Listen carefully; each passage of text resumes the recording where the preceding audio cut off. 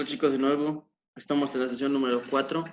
Lo que veremos a continuación son los estados de agregación de la materia, los cambios de estado de agregación, los cambios físicos, los cambios químicos y las propiedades físicas y químicas. Empezamos con los estados de agregación. La materia, como bien ya vimos, que es todo aquello que ocupa lugar en el espacio, pero nosotros la podemos encontrar en la naturaleza de tres formas: en estado sólido, en estado líquido y en estado gaseoso. Cada uno de ellos tiene sus propias características. Por ejemplo, en el sólido tiene una forma definida, un volumen definido, no son compresibles, sus partículas están ordenadas con un tipo de movimiento de vibración. Para los líquidos, tienen un volumen definido. La forma que adopta es la forma del recipiente. No son compresibles y las partículas se deslizan o se mueven entre sí libremente. Y en los gases o para los gases, la forma y el volumen no están definidas, debido a que tienden a ocupar todo el volumen del recipiente en el que se encuentran. Pueden ser muy compresibles y un movimiento muy libre. Esas son las características de cada uno de los estados de agregación. Posteriormente, esos estados de agregación pueden sufrir cambios. Esos cambios podemos observarlos aquí de manera general, cuando pasamos del líquido al sólido al gas y del gas al líquido, o en sentido contrario, viceversa, ¿sí? Y cada uno de ellos conlleva un proceso completamente diferente. Por ejemplo, empezaremos con el líquido. Cuando pasamos del estado líquido al estado sólido, el proceso se le conoce como solidificación. Es al momento de bajar la temperatura, el líquido se empieza a convertir en estado sólido. Proceso contrario, cuando pasamos de estado sólido a estado líquido. Entonces aquí lo que tenemos que hacer es un aumento de la temperatura y se le conoce como fusión o derretimiento. Obviamente el nombre, ¿verdad? De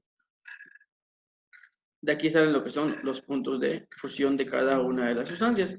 Es como si yo tuviera hielo, o sea, agua en estado en forma de hielo, y si yo lo saco del congelador o donde lo tenga, el recipiente en el que lo tenga, al momento de aumentar la temperatura, lo que pasa es que se empieza a derretir y se convierte en estado líquido. Otro ejemplo, ahora vamos a hacer de líquido a gas, es que de líquido a gas se le conoce como, bueno, del líquido al estado gaseoso se le conoce como vaporización o ebullición. Como cuando nosotros en la cocina vamos a calentar agua o vamos a cocinar algo que contenga agua, al momento de calentarlo, obviamente estamos aumentando la temperatura, llega un punto en el cual el líquido se empieza a transformar en gas y se le conoce como vaporización, y de ahí sale el punto de ebullición. En el sentido inverso, en el gas se presentan dos formas. Una es la forma de vapor y otra es la forma de gas. Primero que nada, el gas y el vapor no es lo mismo. El vapor corresponde a un tipo de gas, o sea, es una división de los gases. Y el gas es el estado en sí de la materia. Primero, el vapor. Si nosotros calentáramos agua, obviamente esta se empieza a vaporizar, es el proceso de vaporización. Pero si nosotros la tapamos el recipiente, ese vapor que generalmente se escapa, ese gas que principalmente se escapa, si nosotros lo tapamos, lo que hacemos es que se mantenga circulando en la parte de arriba del recipiente.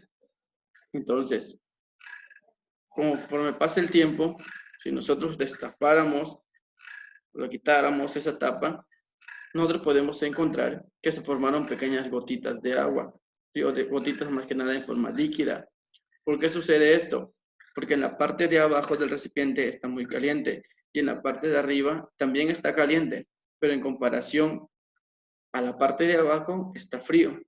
O sea, que cuando el vapor se enfría, se convierte en el estado anterior, que es el estado líquido. Y a ese proceso se le conoce como condensación. Ya hablando del gas, en sí el gas, el estado de agregación del gas, si el gas nosotros lo pasáramos a estado líquido, el proceso se le conoce como licuefacción o licuación. ¿Cómo podemos observar esto?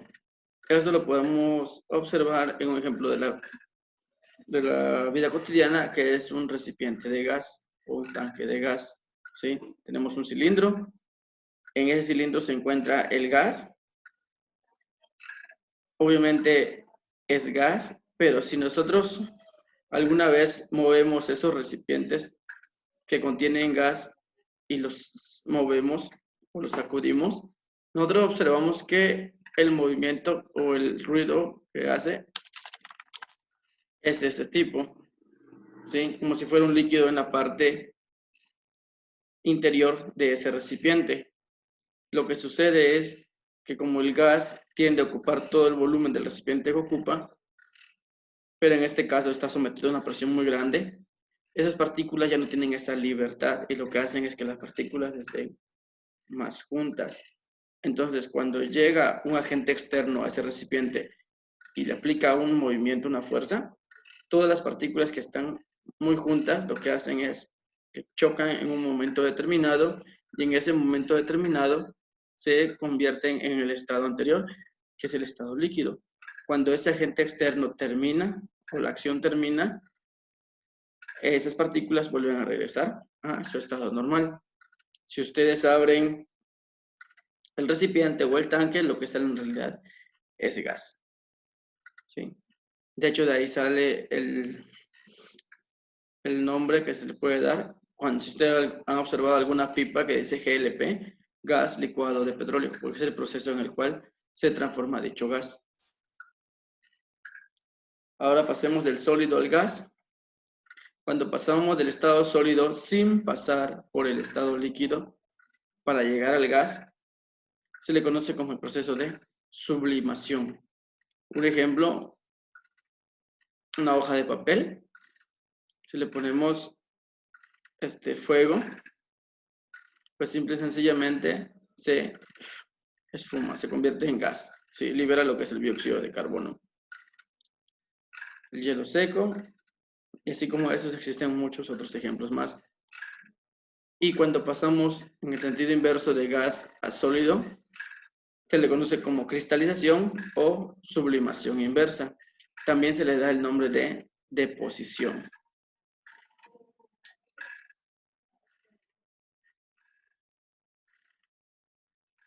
Todos estos cambios de estado de agregación, en la mayoría experimentan uno de estos dos cambios, un cambio físico o un cambio químico, ¿sí?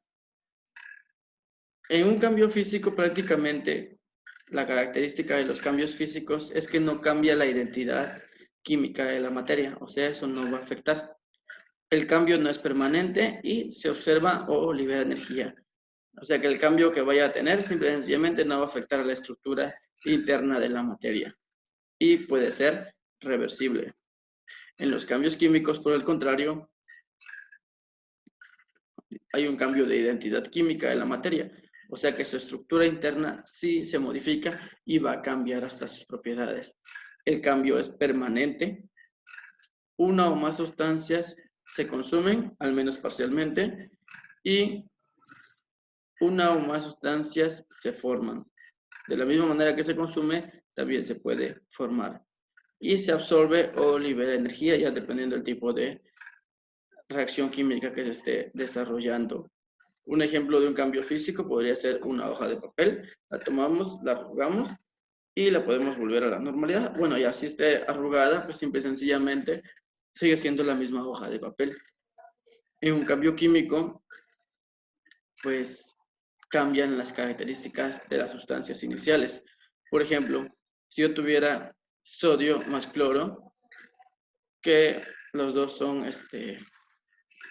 de uso poquito de cuidado, Si yo uno esas dos sustancias, tanto el sodio, que es muy reactivo con el agua, como el cloro, al unirse químicamente, forman lo que es el cloruro de sodio, que en realidad es la sal de mesa, que en realidad no tiene nada de malo.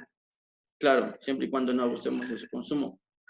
No necesariamente dos sustancias que son riesgosas o peligrosas o de cuidado me va a dar una sustancia que no lo sea.